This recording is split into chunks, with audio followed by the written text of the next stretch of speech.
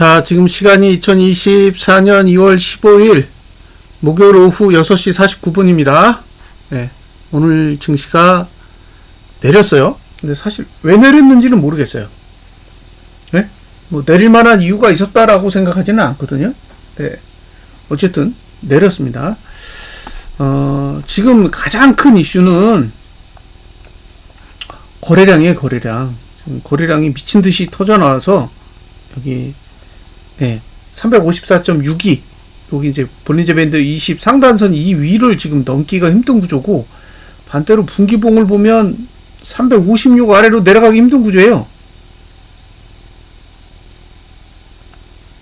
이게 지금 골 때린다는 거죠. 그러니까 분기봉은 내려가기가 힘들고 월봉은 올라가기가 힘들고, 그래서 지금 봉이 356을 넘어가면 떨어지고, 그죠? 354.62 아래로 내려오면 감아 올리고, 이 짓거리를 하고 있다는 거죠. 네. 근데 이 좀 황당한 게 뭐냐면,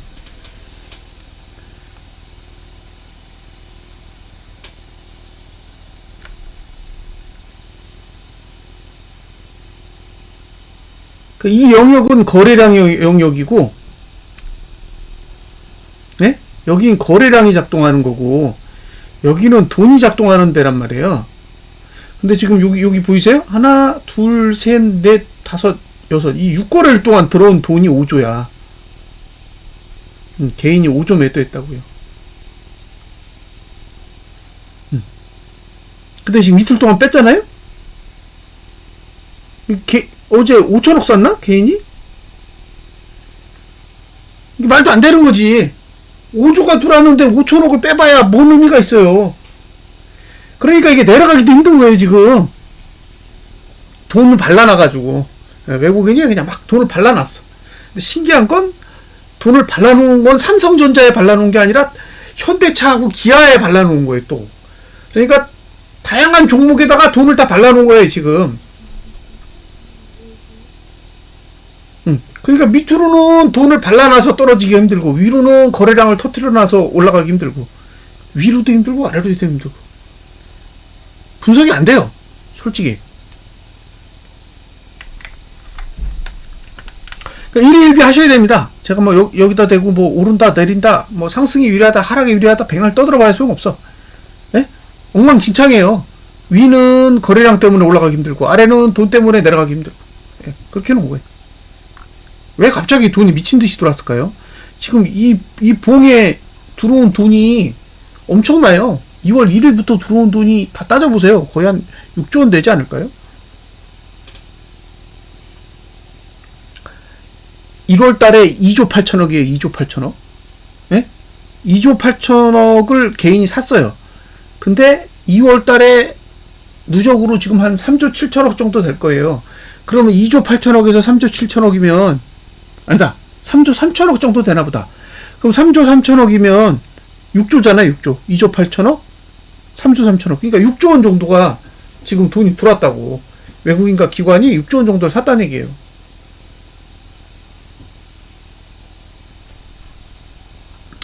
자, 내일 주봉 끝나요? 내일 주봉 끝나는데 지금 하단선 아래에 내려가 있죠?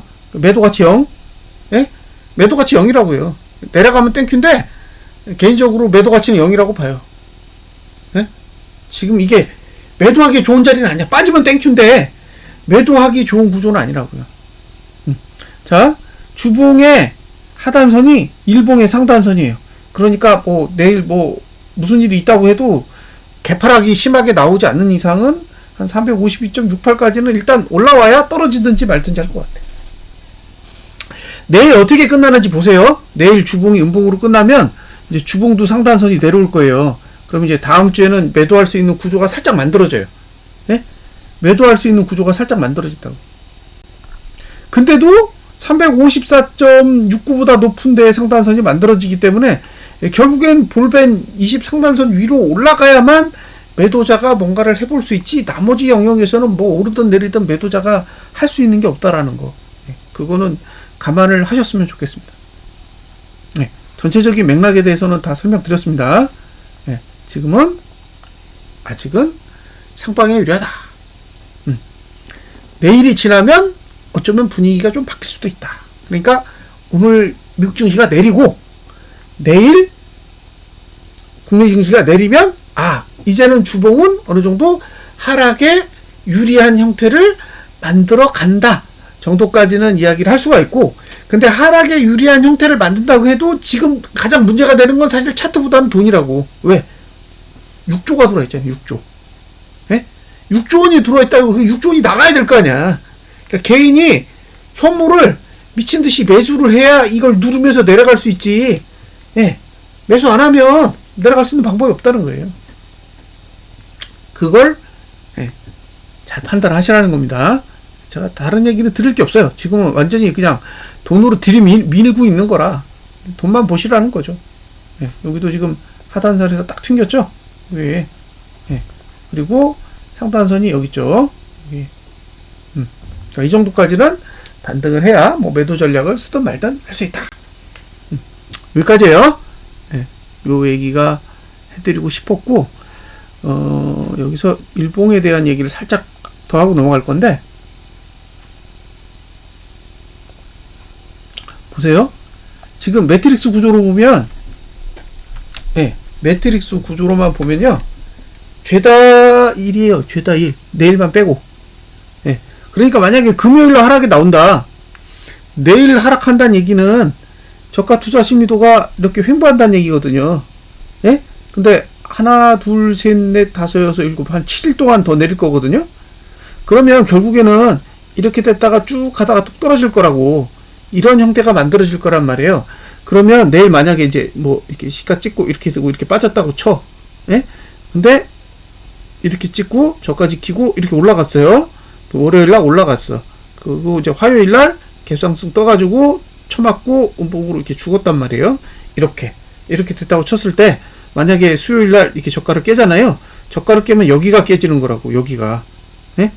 아니다. 여기가 깨지는 거예요. 저가 투자 심리도가 내려가기 때문에. 그러면 만약에 이제 이런 식으로 내려간다고 생각을 해보세요. 그럼 어떻게 돼요? 이게 이제 주봉이잖아요? 이렇게 주봉이란 말이에요. 그럼 시가는 여기 있고, 고가는 여기 있고, 그죠? 종가는 이렇게 되는 주봉이 그려지는 거잖아요. 화, 수, 목, 금이니까. 화, 수, 목, 금이니까 이렇게 그려지는 거예요. 근데 시가가 여기서 찍혔어? 그죠? 그 다음에 고가가 여기잖아요. 그럼 이 정도까지 올라갔다가 다시 내려와서 이렇게 내려가는 봉이 된다는 얘기예요. 그러니까 저가를 깬다는 얘기지. 그러니까 이게 최저가 모드가 만들어지면 이번 주에 저가를 다음 주에 깰 수 있다는 거예요. 그러니까 내일 오늘 저가를 깬다라는 거는 어쨌든 다음 주에도 이번 주 저가를 깰 수 있는 유리한 환경을 만들 수 있다라는 걸 뜻하는데, 지금 주봉의 형태로 봐서는 그냥 떨어지는 건 어렵고, 어쨌든 위로 올라갔다가 더 올라가든 아니면 다시 내려오든 윗꼬리는 그려야 되는 상황으로 보여져요. 그래서 이게 만약에 지금 악재가 떠, 제가 모르는 외부적인 악재, 뭐 중국에서 악재가 뜨든 미국에서 악재가 뜨든 악재가 떠서 갑자기 이제 급락하는 경우가 생기면 이 시나리오를 파괴해야겠지만, 그게 아니야.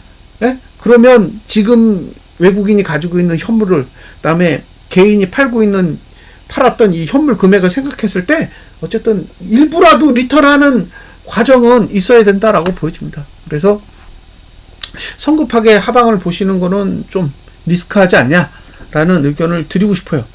뭐 제 의견이 맞다 틀리다 뭐 그런 게 아니라 지금 상황을 봐서는 그런 고민은 일단 필요하다.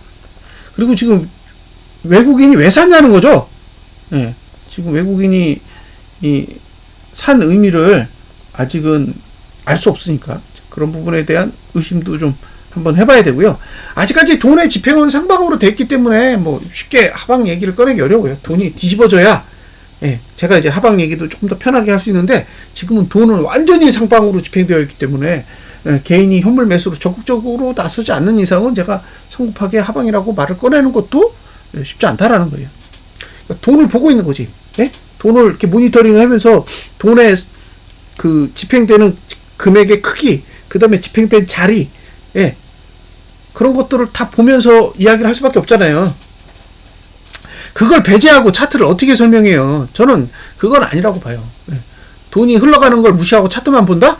돈으로 차트를 그리는 건데 돈을 무시하면 차트 분석이 안 되겠죠. 자, 여기 아직 안 찍었어요? 찍었는 줄 알았더니 아직 안 찍었다고. 그러니까 아직 내려갈 여지는 남은 거예요. 얼마든지 내려갈 수 있다는 거예요. 그러니까 지금 고가를 넘으면 뭐 이번 달에 양봉으로 끝날 확률은 무지 높아 보여요. 예? 여기를 찍으면 양봉으로 끝날 확률이 높겠죠. 고가를 넘느냐 마느냐 이게 굉장히 중요하게 작용합니다. 예. 주봉 뭐 별일 없죠. 3일봉 별일 없어요. 예. 다음에 일봉도 아직 뭐 아무 볼일 없잖아. 근데 문제는 이거 데드 날라면 여기가 데드잖아요. 데드 날라면 여기만 5조라고. 예? 여기만 5조라고요. 이거 데드 날라면 돈이 필요한데 5조인데 근데 이게 346.54란 말이에요. 5% 내리는데 필요한 돈이 5조예요. 그러니까 예. 1%당 1조씩 개인이 매수해야 된다는데 그게 논리적으로는 쉽지 않다는 거예요. 그러면 최소한 개인이 조 단위의 대량 매수는 나와야 하락에 대한 이야기를 꺼낼 수 있다는 거죠. 그렇게 안 나오면 성급하게 하락 얘기를 꺼내는 것도 쉽지 않다라고 보여집니다. 네, 죄송스럽지만 그래요. 뭐 하방에 투자하고 계신 분도 있고 하방에 투자할 생각을 가지고 계신 분도 있는데 제가 그분들에게 그냥 성급하게 하방 좋고 뭐 이런 식으로 이야기를 꺼내는 거는 아니라고 보는 거예요. 지금의 그 흐름을 다 반영해야죠. 이것도 다 이거 돈질이에요, 돈질.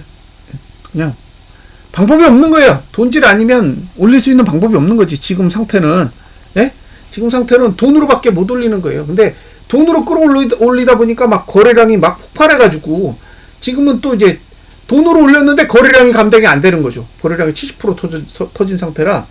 그러니까 거래량은 감당이 안 되고 돈질은 해놨고 그러니까 이럴 수도 없고 저럴 수도 없고 지금 진퇴양난인 그런 상황으로 보여진다는 거예요. 근데 돈이 계속 들어오면 어쨌든 일시적으로 위로 쳐올리는 거는 막을 방법이 없는 거예요. 그 돈을 팔고 나가야 되는데 안 팔면 빠질 수 있는 방법도 없잖아요. 돈이 지금 이 근처에다가 5조를 박아놨단 말이에요. 그러니까 지금 상태에서 하방을 보시는 분이라면 돈이 빠져나가야 돼. 외국인이 현물을 팔고 빠져나가야 되고 그 돈이 고스란히 이제 개인으로 넘어가야 어느 정도 신뢰할 수 있는 상황이 올 거고 그게 아니라면 저도 쉽지 않아 보이는 거예요. 지금 상태에서 차트가 쉽지 않은 게 아니라 돈이 쉽지 않은 거지. 너무 좁은 구간에다가 돈을 막 미친 듯이 밀어 넣었기 때문에 그래요. 뭐 저 PBR주라고 해서 돈을 지금 엄청나게 지금 집행해 놨는데 제가 한 가지 아쉬운 게 뭐냐면 결국에는 이게 만약에 저 PBR주를 선점하는 차원에서 매수했다고 생각을 해보세요. 그러면 지금 정부가 발표한 내용 중에는 저 PBR주와 관련된 지수 같은 걸 인덱스 같은 걸 만든다라는 이야기가 있었거든요. 그러면 그거와 그 인덱스와 관련된 ETF 상품이 나올 거라고요. 그죠? 그 ETF 상품이 출시되면 그걸 누가 사겠어요? 개인이 사겠지. 예? 근데 이미 다 매집이 된 상태에서 그 상품이 출시되면 그걸 어떻게 하겠어요? 외국인이 갖다 내다 팔지 않겠어요?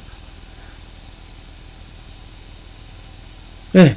그러니까 상품을 만든다라는 게 시장을 위하는 하나의 방법일 수는 있지만 개인 투자자를 박살내기 위해서 그 상품을 만드는 거랑 똑같다고. 예. 개인들한테는 저 PBR주에 투자하라고 그 상품을 만들 거 아니에요. 근데 이미 저 PBR주를 다 매수해가지고 가격은 이빠이 다 올려놓은 상태에서 상품을 출시하면 외국인은 그걸 갖다 다 내다 팔 거라고. 그러니까 정부가 하는 짓을 잘 보시면 이게 개인 투자자를 위한다라는 명분으로 지금 뭔가를 하는 것 같지만 실제로는 개인 투자자를 죽이는 행동을 하는 거예요. 그래서 실제로 이 주식 시장이 돌아가는 논리를 잘 보세요. 개인이 매수하는 것 치고 제대로 시세를 주는 게 없어. 2차 전지도 다 때려 죽였잖아요. 네? 2차 전지도 다 때려 죽였다고. 그리고 실적이 안 나도 개인이 매도하는 종목만 다 끌어올려. 그러니까 이미 시장 자체에 이 시스템 자체가 개인 투자자를 죽이도록 설계가 되어 있는데, 예? 그거를 바꾸겠다라고 이야기하는 거는 진짜 언발에 오줌 누는 것밖에 안 되는 거예요. 예를 들면 이런 거지. 옵션의 가격 기준을 선물로 고정하겠다.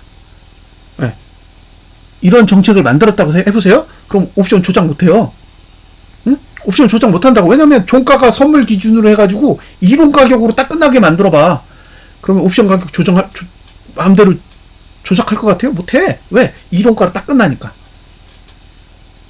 그러니까 그런 식으로 조작이 안 되도록 시장을 만들어갈 생각은 안 하고, 예, 조작하라고 정책을 만들고 그러면 나중에 일어날 일은 뻔한 거예요.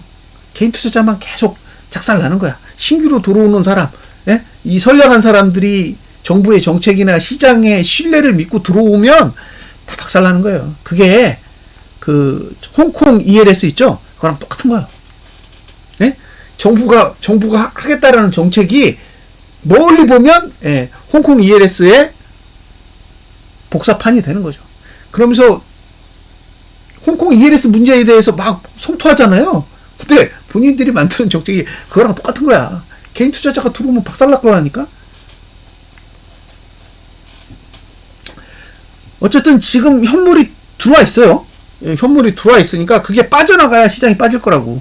그게 뭐 금융주하고 자동차, 그다음 뭐 SK 하이닉스, 그다음에 몇몇 종목이 있던데, 예, 그런 종목에 지금 돈이 들어와 있잖아요. 돈이 들어와 있는 것 중에 제일 덜 들어와 있는 게 2차전지야. 예? 그러니까 2차전지 쪽은 돈이 안 들어와 있기 때문에 2차전지를 끌어올리려면 삼성전자를 빼야 돼. 그죠? 예? 그러니까 지수를 올리면서 2차전지를 끌어올리는 게 아니라 지수는 내버려 두면서 2차전지만 올리는 거지. 그리고 나중에 지수를 올릴 때는 어떻게 돼요? 삼성전자를 끌어올리고 2차전지를 패대기 치는 거지. 그죠? 그 지수는 올라가는데 2차전지는 안 올라. 그러니까 이게 시장이 뭐 상승장이냐 하락장이니 그런 개념 자체가 의미가 없는 거예요. 상승장인데 2차전지는 죽고 반도체는 가? 근데 2차전지 실적이 반도체 실적보다 좋아요. 반도체 실적이 뭐 있어요? 삼성전자랑 SK 하이닉스 실적 딱 합쳐보세요. 그러면 적자야.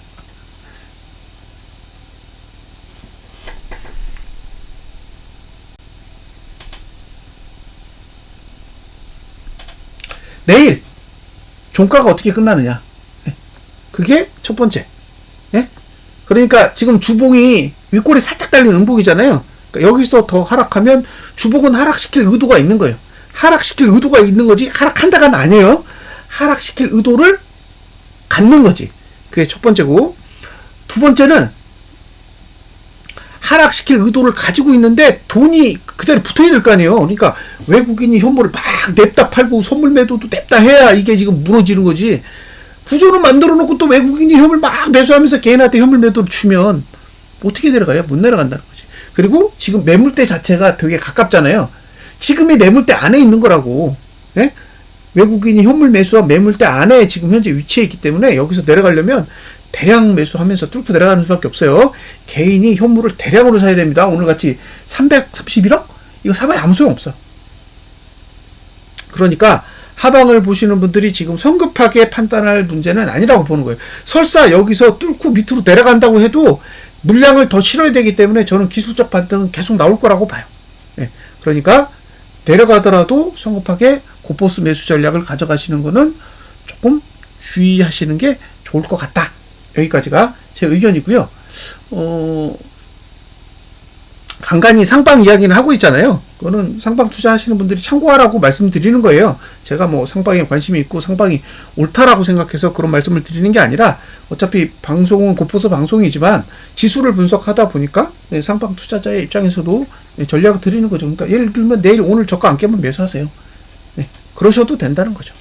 자, 분석은 여기까지입니다. 네, 오후 잘 보내세요. 감사합니다.